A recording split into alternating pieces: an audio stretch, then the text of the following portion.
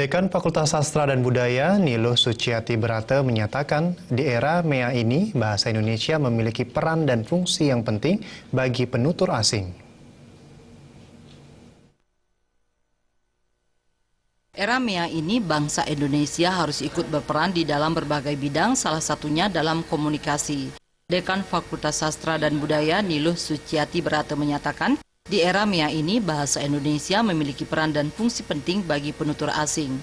Di negara Australia, bahasa Indonesia sudah masuk dalam kurikulum. Di era MEA ini, Indonesia sudah mempunyai BIPA, yaitu Bahasa Indonesia bagi Penutur Asing, sehingga bahasa Indonesia tetap penting di era globalisasi. Niluh Suciati Brata berharap bahasa Indonesia ini ke depannya bisa menjadi bahasa internasional. Bahasa resmi dan juga kami menyelenggarakan BIPA, berarti bahasa Indonesia untuk penutur yang bukan bahasa Indonesia, penutur asing maksudnya. Itu artinya ya tetap penting karena kita juga berharap pelan-pelan bahasa Indonesia akan menjadi bahasa internasional.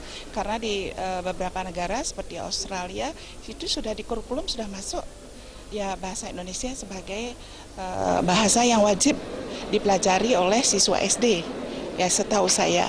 Ya, jadinya saya artinya tidak akan menganggap bahwa bahasa Indonesia tidak penting di era MEA.